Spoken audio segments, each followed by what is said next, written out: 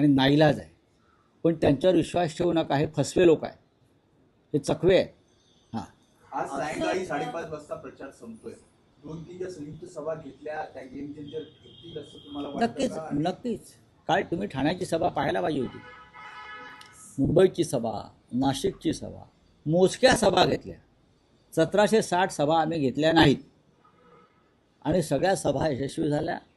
त्या त्या भागामध्ये उत्तम वातावरण निर्मिती झाली आणि ठाकरे बंधूंना जो संदेश द्यायचा आहे तो घराघरापर्यंत पोहोचला आहे. तुम्हाला माहिती आहे का, मुंबईत ठाण्यातल्या घराघरांवरती काही स्टिकर्स लोकांनी लावलेले आहेत आणि त्यांनी विरोधी उमेदवारांना सांगितलं आहे, इथे येण्याचे कष्ट घेऊ नका, आमच्या घरातली आणि आमच्या सोसायटीतली सर्व मतं आम्ही ठाकरे बंधूंना देणार आहोत.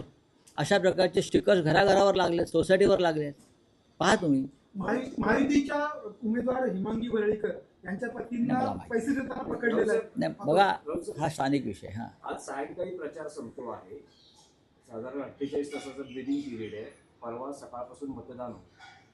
बोगस मतदार, दुबार मतदार यांना रोखण्यासाठी काही स्ट्रॅटेजी शिवसेनेची काही आहे का? कारण ठाकरे बंधूंनी म्हटलंय की बोगस मतदार दिसला तर त्याला फटकावा, असे आदेश फटकवण्याची सुरुवात झालेली आहे. नंबर 1, आम्ही बोगस किंवा दुबार मतदारांना फटकवू आणि जे पैसे वाटतायत तर भाजपच्या लोकांना शिंदेचे लोक ठोकतायत आणि शिंदेच्या लोकांना भाजपचे लोक ठोकतायत. आम्ही त्यांना सुपारी दिली आहे. पहा ना, ज्या येत आहेत शिंदेचे लोक पैसे वाटतात तिथे भाजपचे लोक गँग घेऊन जाऊन त्यांना ठोकतायत आणि जिथे भाजपचे लोक पैसे वाटतायत तिथे शिंदेचे लोक जाऊन ठोकतायत. म्हणजे ते आम्ही आउटसोर्सिंग केलेलं आहे आणि हे दुबार मतदार आहेत, त्यांना ठोकण्याचा कार्यक्रम सकाळी 7 वाजल्यापासून सुरू होईल. असं म्हटलं जाते की एक संकल्पना पुढे आली, भगवा ब्रिगेड. साधारण 2000 शिवसैनिक मनसैनिक सज्ज आहेत. आम्ही एक आमचं पथक तयार केलेलं आहे. आम्ही दोन्ही पक्षांनी एकत्र येऊन अशा प्रकारे आमचं एक भरारी पथक तयार केलेलं आहे.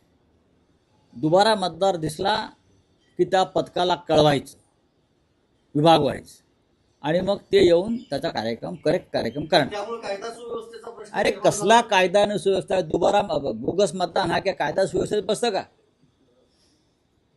भारतीय जनता पक्ष, शिंदेच्या लोकांनी बोगस मतदार जे आणले आहेत ते कोणत्या कायद्यामध्ये बसतं सांगा ना? जे कायद्यात बसत नाही त्याला ठोकणं हे कायदेशीर आहे. हे मी निवडणूक आयोगाला सांगू इच्छितो, पोलीस